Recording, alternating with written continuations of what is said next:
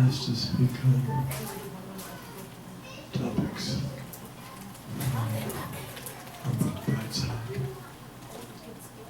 the self-improvement from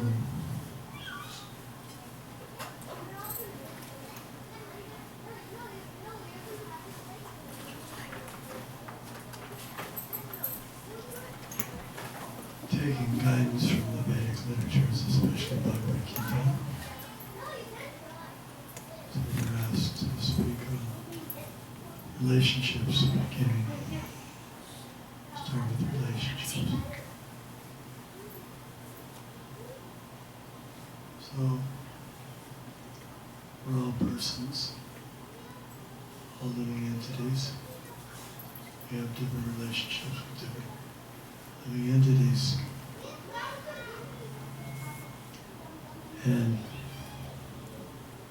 Bhagavad Gita tells us that all the living entities are the same type of soul, Jiva soul, individual living entity soul. I think it's maybe a little high. So,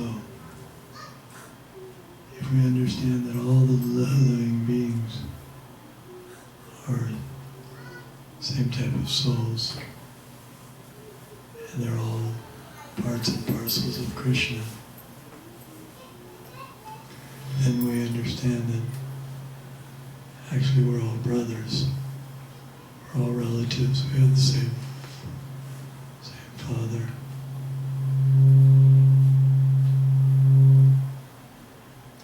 So, Vidya Vinaya Sapane, Brahmane Govihastini, Shunichaiva Swapakecha, Pandita Samadarja.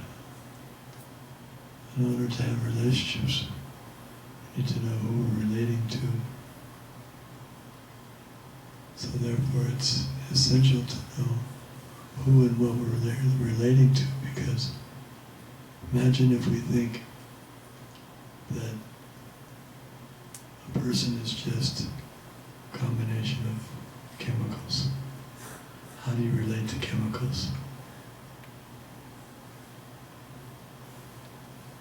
If there's a big can of chemicals, how do you relate to it? Not very personally. It's not a very personal relationship. You don't say, oh, hello, can of chemicals, how are you today? Is everything all right? Or you don't do that because it's chemicals. There's no life, no reciprocation. But if we know that there's a person, even animals, cats and dogs, people enjoy their company because they're persons. And they react, they respond, there's interaction. People like it when they call the dog, come here, and he comes. And they say sit, and he sits. And when we come home from work, the dog is happy. So there's a reciprocation there, because they're persons. So, the most important relationship we have is with Krishna, because that's our eternal relationship. And Krishna is the supreme friend, supreme master, the supreme lover, the supreme son. So one can have different relationships with him. And that's, we all have a relationship with Krishna. Right now that relationship has been suspended due to our negligence. We've neglected our part of the relationship. So we're trying to reestablish our relationship with Krishna.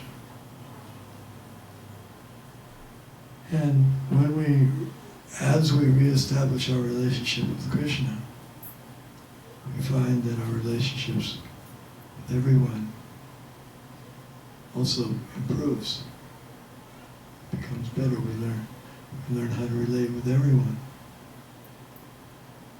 because we know everyone's connected with Krishna. Everyone's his parts and parts. Just like if you go to a family reunion sometime, so you meet with all your cousins, sisters and brothers and aunts and uncles, nieces and all those kinds of relationships. There's a certain bond, there's a certain kind of family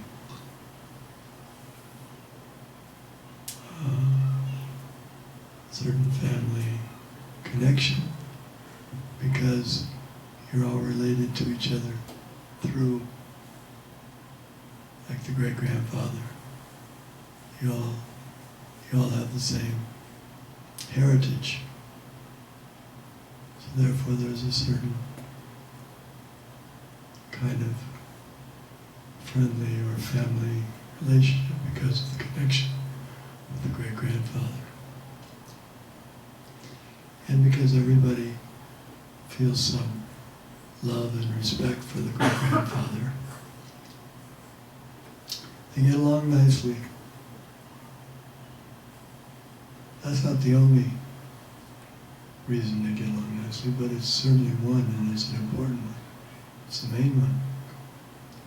So if we see all living entities in quality one with the Lord, what is there for illusion? There's no question of having enmity, because everyone's in a relationship with Krishna. I'm also in a relationship with Krishna. And another thing is that Krishna loves all the living entities because they're his parts and parcels. And if he loves them, then I have to be careful how I treat them. Because if I treat them improperly or without respect, then Krishna won't be pleased with me. There's a saying, love me, love my dog. So the idea is a man's walking on the street with his dog, and he meets another friend of his, and they shake hands, and then if the friend kicks the dog in the face, the man with the dog will say, what are you doing? Say, no, I like you, don't take it personally, I just kicked your dog. He'll say, no, you kicked my dog, I take it personally. Because he's my dog. It's like you're kicking him. Isn't it? Maybe worse even. So similarly, Krishna is very fond of all the living entities, so he wants each living entity to interact, to interrelate with other living beings nicely. Suridam sarvadehinam. A devotee is described as being dearmost friend of all living entities. Just like Krishna is also described that way. Krishna is the best friend of every living entity. And the devotee is also the best friend. Because he does what Krishna does. He does what Krishna wants. Or another example, if you're in a house, your house, and you know that your parents are expecting some important guests,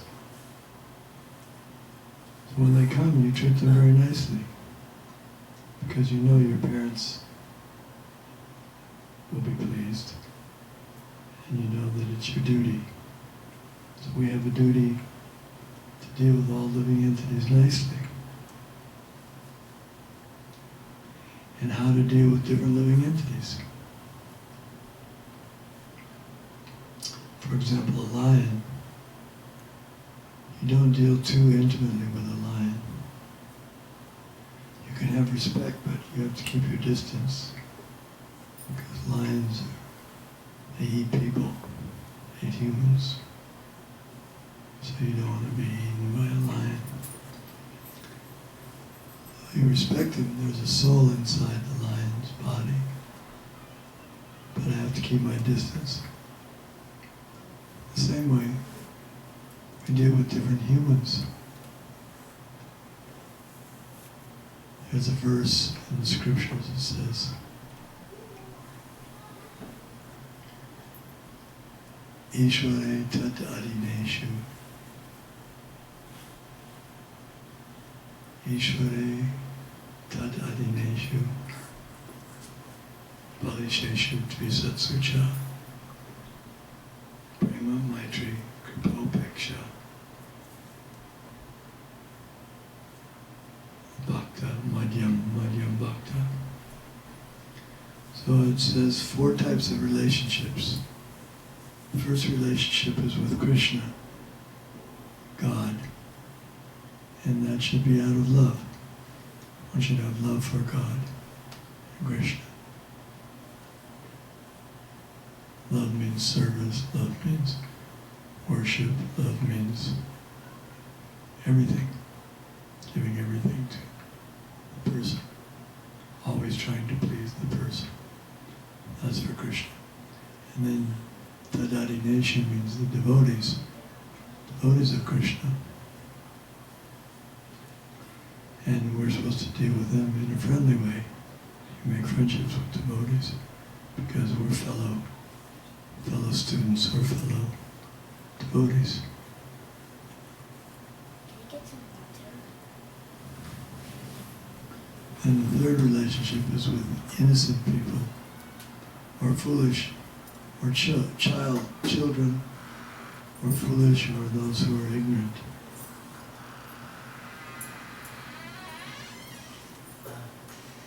It's like if some of you older children, if there were a little one here, say 3 years old, you would naturally take their hand and guide them because they need help, they need guidance, they don't know what to do. They don't know where to walk, where not to walk. Bali Sheshu. Kripa, so you show your kripa, your compassion on them, help them. And in preaching, we preach to the innocent people, the people that don't know about Krishna. And then Tvishatsu means those who are envious, those who are inimical. It's like we said, a lion's inimical. He's inimical to humans. He likes to eat them. So what do? You stay away. Don't go near lions. Even at the zoo, if you go to the zoo, you don't get too close. There's many stories. People get too close, they think, they start taunting the lions or taunting the gorillas. And then the lion comes and then there's a catastrophe because they got too close. So maybe we can ask Bhakti specifically about relationships, what you would like to discuss, what you would like to hear. You may have something in mind particular. In the book you told about fault finding. Fault finding. Yeah, finding faults in other people is compared to the fly. The fly, when he comes around, he's flying around looking for something to eat. And he likes to eat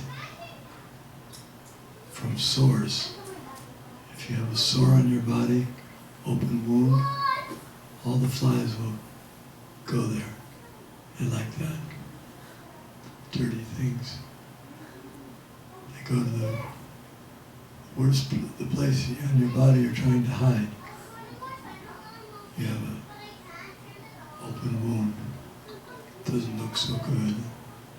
But the fly will find it. He'll go right there. Even if there's something else he could eat, he'll go right there. So that's compared to the fault finder. He meets people and immediately tries to find their faults. Your car's got a dent in it, he points out, or you didn't do that very well. Or he finds some faults, like a fly goes for the sword. And the other insect is a honeybee. Honeybee doesn't care for anything but flowers with honey in them. With pollen, they make honey. So the bee, he knows exactly what he's doing. He doesn't care about anything else. He just goes to the flowers and takes honey. That's compared to a devotee. Devotee doesn't find faults, but he looks for the good qualities. Even if they don't have very many good qualities, he finds some good quality. Like Prabhupada, as an example of Prabhupada when he was in 1966 in the storefront in New York, 22nd Avenue. Has anyone ever been there to the storefront? A few of you have been there. So they were sitting, Prabhupada's group of followers, Prabhupada was sitting there, and a derelict. Derelict means persons who are homeless and drinking. They're generally addicted to taking intoxication. Not clean. Not even in order. They're not properly in order there. But anyway, this derelict came in, unannounced. Just okay. He walked over and looked in the bathroom. And there was no toilet paper, or he saw that they could use some, so he said, okay, I'll be back in a minute. Went out, came back, had some rolls of toilet paper and tissues, towels. I don't know where he got them. We don't know where he got them. But somehow or other he had them, and he came and he put them in, and he walked out. Prabhupada said, just see, he's begun his devotion service. So, in so many ways, the person was out of order, he was unclean, he was drinking, everything. But he did something. He tried to do something positive. He didn't know it was serving Krishna, he didn't know who Krishna was, didn't know what was what. He just innately, the nature of the soul is to be kind, to do something good. So he thought, okay, I can do some service. That's the dharma of a living entity, service. So that's how a devotee is like a honeybee. He sees the good qualities in everyone, even if they have mostly bad qualities. Still, they have some good qualities. It's like a little spark. If there's a little spark, if there's some wood and there's a spark, if you're careful, if you fan it very gently, you can fan it and it'll become bigger, it'll become a big flame. So similarly,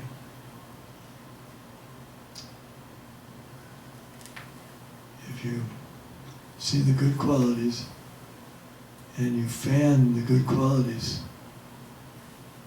then they can become devotees of Krishna. Just like when our book distributors go out. They go out distributing books.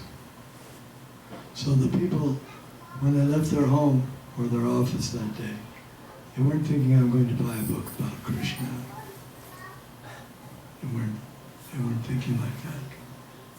But because they have a little they're ultimately devotees of Krishna. So the book distributor is so attractive because he's connected with Krishna. He speaks something and he attracts their attention, or the book attracts their attention. And they give their hard-earned money and buy a book.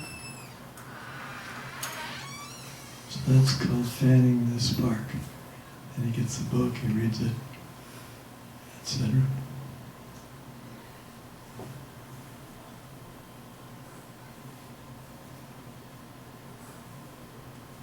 How to deal with like difficult people, like someone who poses always that he knows everything, although he's wrong. How do you deal with someone who thinks he knows everything, Yeah. but he doesn't know everything? Yeah, he doesn't know, but he always finds so many people like that. I think they know everything. Should we tell them upfront you're wrong? Tell them you don't know. Well, it depends what are you trying to accomplish in the relationship? What's the big picture? You have to see the big picture. What's the big picture? If you're with someone on a train, for example, and you're getting off in an hour, that's one thing you might tolerate. But if it's, like for example, what if you have to live with someone who thinks they know everything? If you're married to them. Sometimes happens. Or at least we may think they know everything. Yeah, the guiding principle is what will please Krishna. How will Krishna be pleased? How should I act in such a way so that Krishna will be pleased by my behavior? And what are you trying to do? What do you want to accomplish by this relationship? Do you want to prove that you know more than them? That's not such an elevated. If you just want to have a competition, see who knows more. And what if it comes out you think you know more? What have you gained? But what you want is you want to help every living entity become Krishna conscious, come closer to Krishna, isn't it? So if that's your goal, then everything goes around that. How will Krishna be pleased by the way I deal with this person?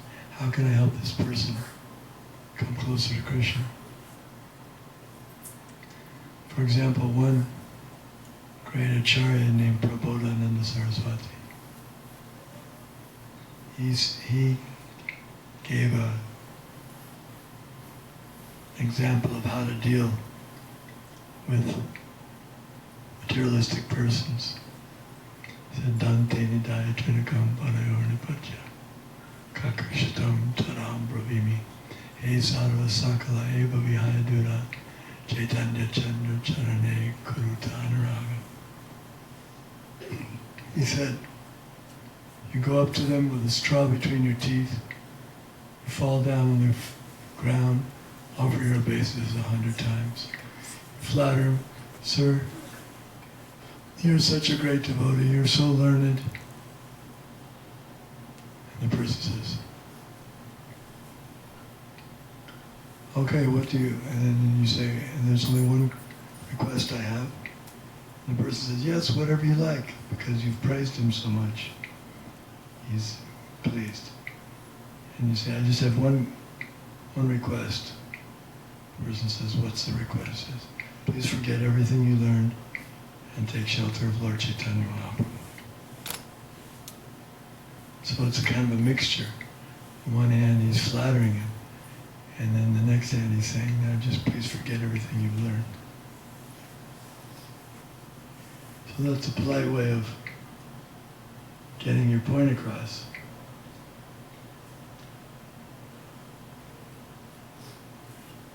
And what is the point? The point is that I would like you to forget your nonsense, because it's a nice way of saying you don't know what you're talking about, you don't know anything. But because it's done so nicely, the person may accept. Prabhupada was expert at that.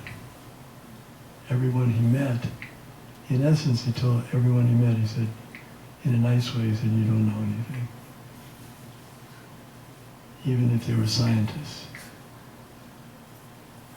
And because he was so polite and so compassionate and loving, they would accept it and say, yes, okay, you're right, I don't know. You know better than me. But because there was no false ego, he wasn't trying to show that he knew more. He wasn't trying to overlord the other person or surpass him. He just wanted to help him. It's like when a doctor tells you something, you take it very seriously because you know the doctor's trying to help you. You don't take it. If he says, yes, sir, you have a disease, you take it seriously. You don't take it as an insult, because you know he's trying to help you and you know he's competent to help you. So a devotee of the Lord has no envy towards anyone. He can be the best friend of everyone because he's not envious.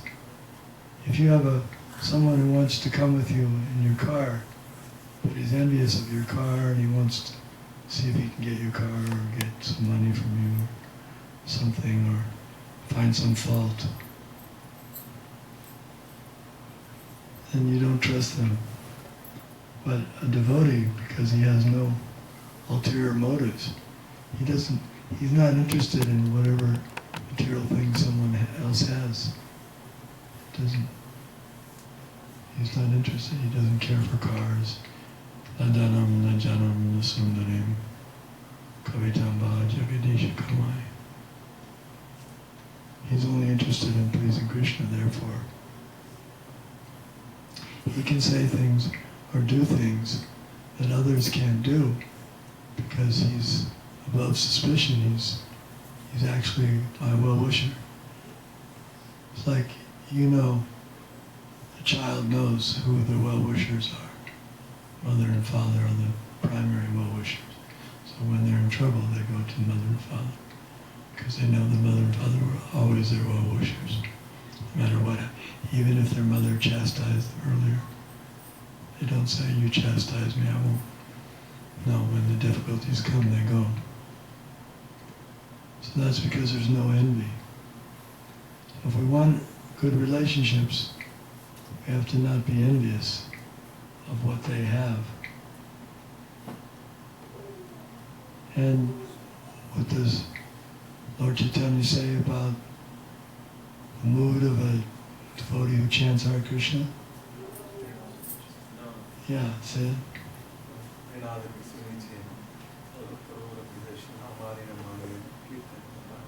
And the meaning? To be humbler than blade of grass, tolerant than a tree.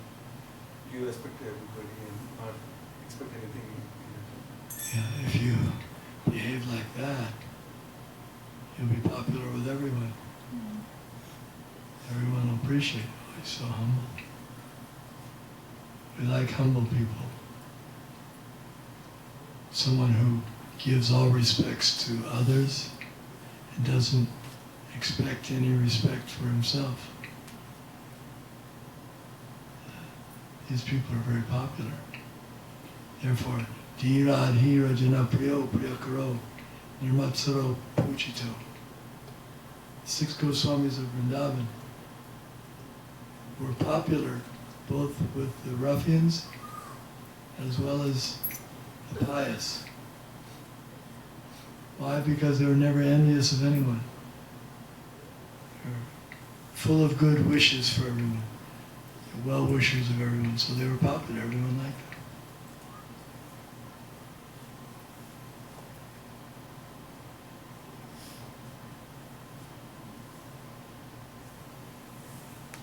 Yeah. But those tendencies because of conditioning keep coming into False ego. false ego, enviousness, fault finding. Yeah. And it's all because of false ego and That'll go away as we become advanced more in devotional service. The bad qualities go away and the good qualities, they come. Yasyasti bhakti bhagavati kinchana sarvaya gunais tatra samasate suraha arava bhaktasya mahadguna manoratena sato davato vehi. The devotee automatically acquires all the good qualities. And we see that. Whenever you meet an advanced devotee, you just marvel. How can they be so kind to everyone?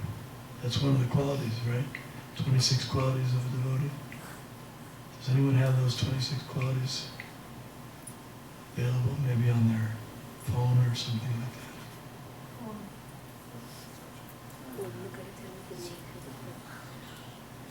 No phones? 26 qualities of a devotee. Kindness, truthfulness, tolerance, humility, forgiveness. That's 5. 21 more. You can help if you know some more. Does not quarrel with anyone. Kind to everyone, does not quarrel with anyone. Fixed in the absolute truth, equal to everyone. Thoughtless, charitable, mild, clean, simple, without material possession, benevolent, peaceful, completely attached to Krishna, has no material hankering, meek, steady, self-controlled, does not eat more than required, sane, respectful, humble, brave, compassionate, friendly, poetic, silent, and expert. So if you have those qualities, you'll get along with everyone very nicely. And if you don't have those qualities, then you'll have difficulty. Because a devotee,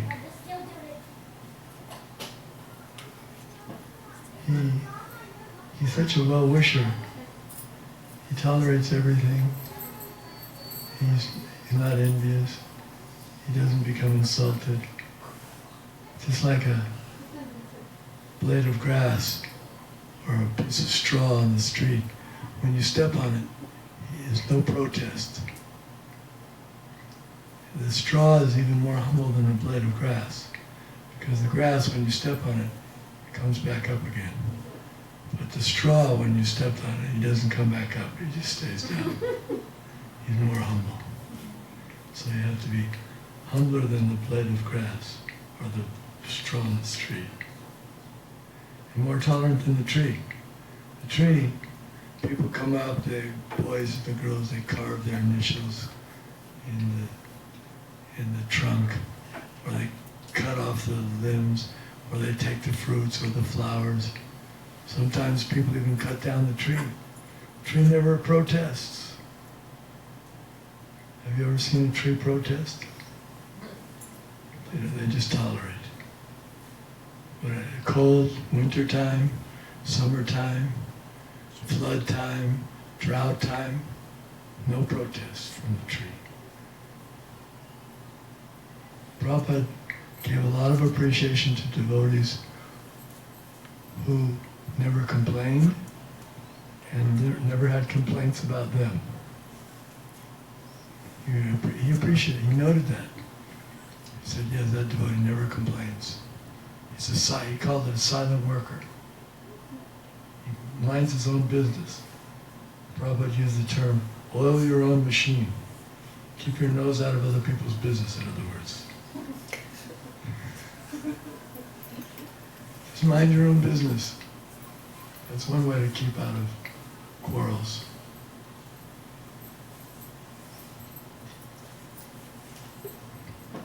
I have a question. It's not related to today's topic, but It's okay, because you missed the first night, so you can have a free question. So the spirit soul, 10,000 part of the people here. So is the spirit soul of the Pandavas pure devotees, are people in Golok are the same size, or is it a They different grow. quality? Just like when the soul comes into the material world, it grows a material body around the soul. In the spiritual world, the soul expands, grows the spirit. It's all transcendental, spiritual, Satchidananda, fully expanding. And anyway, material sizes don't compute in the spiritual platform. There's no time and space as we know it. It's similar, but it's transcendental.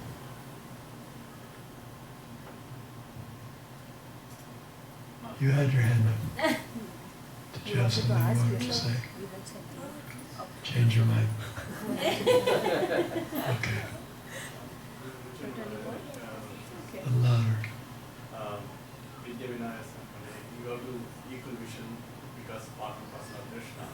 But another, another side, you have to mingle with only devotees. You should other Sangha Tyaga, like we don't mingle with the. So how if you're not mingling with the others, how we say equal vision?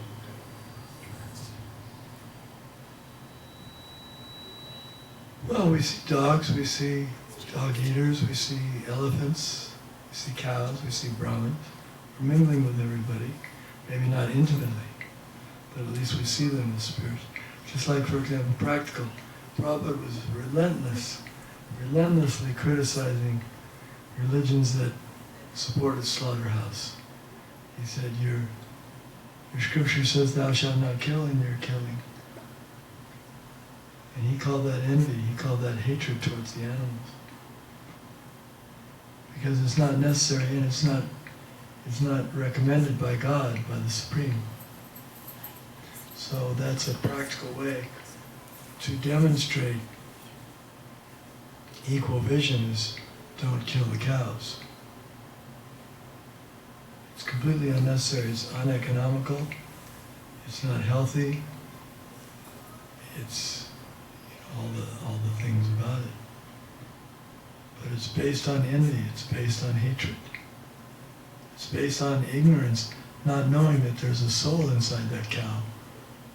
And also not knowing God's intention, what we're supposed to eat. Bhagavad Gita clarifies the whole matter. Patram pushpam phalam tvayam yome bhakti aprayachati tadam bhakti paritam shnami prayatam. If one offers me with love and devotion a leaf, a flower, fruit, or water, I will accept it. Krishna gives information what to eat, what not to eat. And if you offer the food to Krishna that he recommends, and even though there may be some violence, you're not responsible for that violence. Krishna takes responsibility for that.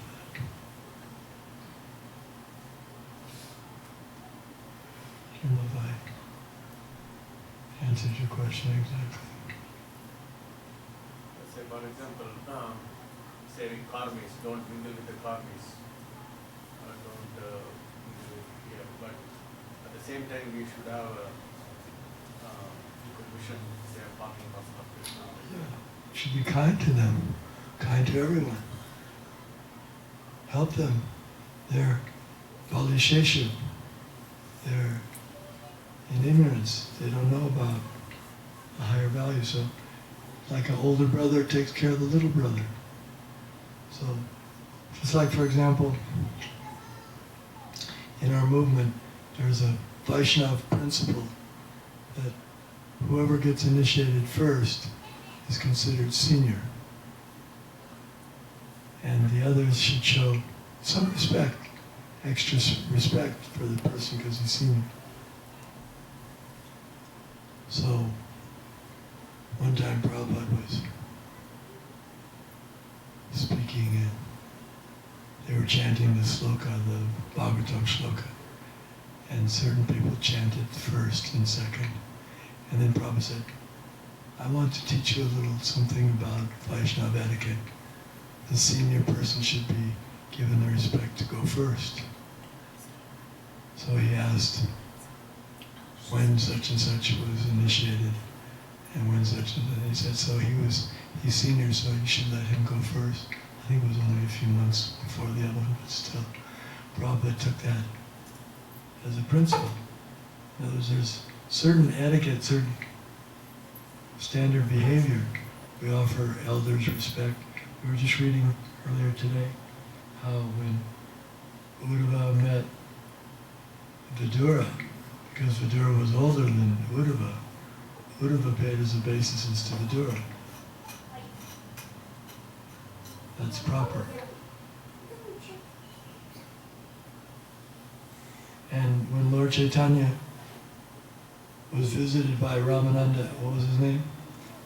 Ramachandra Puri? Is that the one? Yes. Ramachandra Puri. He was a big fault finder. Number one fault finder.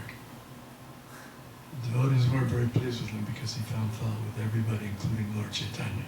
But Lord Chaitanya, when he would come, he'd pay his obeisances to Ramachandra Puri. And when Lord Chaitanya went to see the Mayavadi sannyasis, he paid his obeisances. So we can see that even though they were not devotees, still Lord Chaitanya abided by the proper etiquette. So it doesn't mean because they're not a devotee, they don't deserve some respect. They deserve respect according to their position.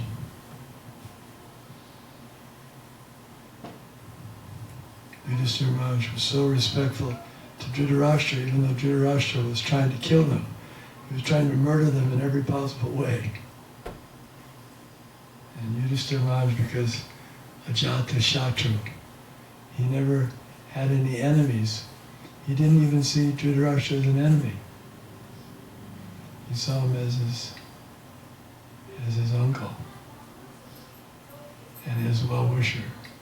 Of course, he wasn't naive. He knew also that Dhritarashtra was trying to kill him. And you notice he did outsmart him and he didn't get killed. So, but still, he showed so much respect. So that respect, I'll give you an example. When Prabhupada came to Portland, at that time, it was in 1972, so he was 77 years old. And Portland is where Shyamasundar is from. Shyamasundar is one of the early devotees. So Shyamasundar was there with Prabhupada, and his parents came, because they live in Portland. So he introduced, he said, Prabhupada, these are my parents. And Prabhupada was so respectful. He treated them just like they were king and queen. And he was a butler. He treated them just like he was respectful. Can I get you something? Here, get a chair. Here, sit down here. Here, would you like this? He was old enough to be, they were around 50, and he was 77. And he was treating them with such respect because they were parents of a devotee. He considered them to be very, very special parents of devotees. So just because someone's not a devotee doesn't mean we don't give them respect. Give them appropriate respect. Is that right? Yes? Well, how do we develop such humility, Maharaj? Considering the Prabhupada was so exalted. How do we develop such humility? Because you're a son or daughter or granddaughter of Prabhupada. Like father, like son. Or in the Vedic way, it's like mother, like son. The mother's qualities are transferred to the son, and the father's qualities are transferred to the daughter. So you're in the line. You got your spiritual grandfather is the most humble, glorious person. Don't you think you'll get those qualities? Why not? Yes. We should get. Prabhupada expected his followers to develop all these qualities. He said, do as I am doing. So even if we do what he's doing, as kind of just out of trying to follow, not really realizing it or not being of the same quality, still it's good. It's like we bow down. Prabhupada taught us to bow down when we go in the temple. He taught us to bow down when we see Vaishnava, Piyavases. He taught us to bow down to Tulsi Devi. If we do all these things, we gradually become humble. Just by practice. These are part of the principles of becoming humble. Someone else had it? You had it. Yes, Maharaj. I have a question, Maharaj. When we, in Bhagavad Gita it mentioned that whoever worship Pitas, they go to Pitrulokas. And whoever worship demigods, they go to demigod land.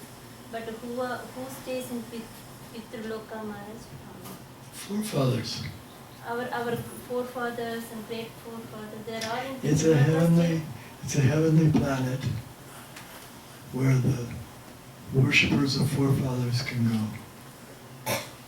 Even the Pandavas.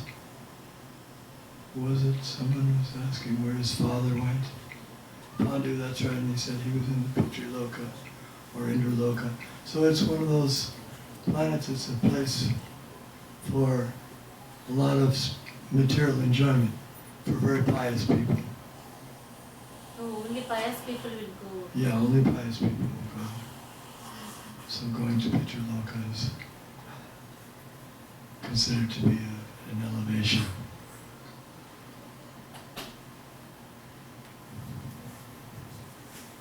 If you're a leader to a society or like a If you're what? leader to a, like a, let's say like a temple or something. So we Leader what? leader of a temple or something. Of a temple. Yeah. So we need to correct people, and sometimes it's probably obviously. See it like training them. See, training is different than correcting. Correcting implies that he's doing something wrong. I have to correct you because you're doing something wrong. But if I'm training you, that means I'm just teaching you a positive thing. See the bright side. When you want to teach someone how to do something, you'll say, you don't do it like this, you do it like this.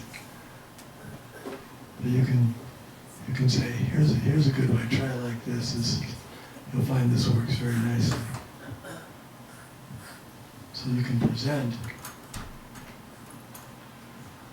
Same thing, it's not what you say, it's how you say it. So there's a song, there was a movie back in a long time ago, famous movie. And the lady in the movie was taking care of some children. And she was trying to get the children to do what they were a bit wild. So she was trying to teach them. And she said, a spoonful of sugar helps the medicine go down. That's one song. So the idea was, make it sweeter.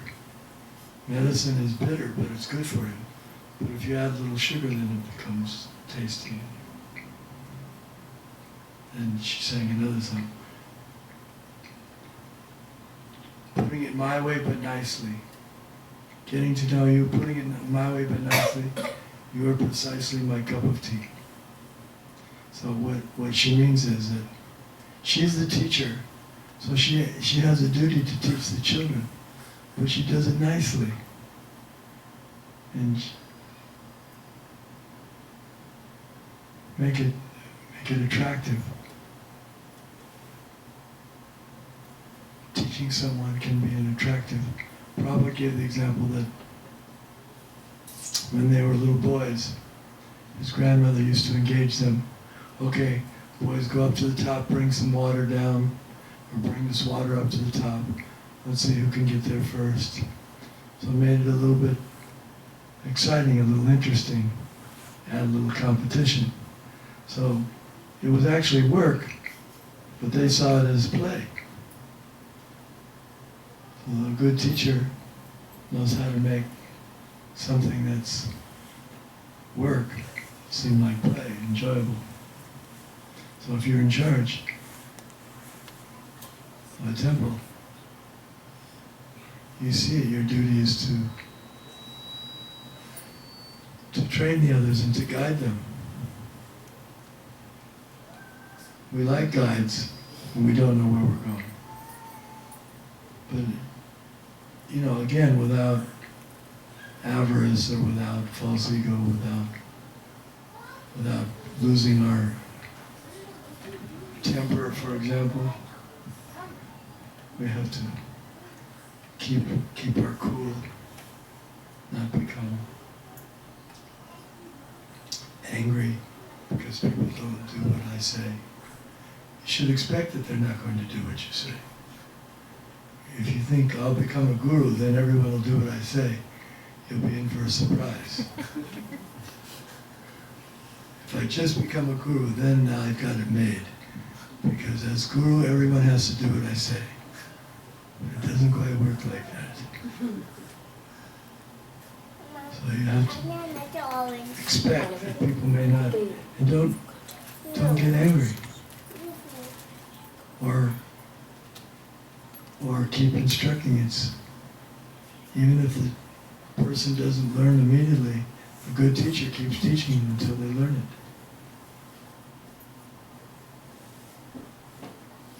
Okay? Any more points on this? Yes? I have a question. So, I know the another nivritti is very, very long. Is there any way to shorten it? Shorten it?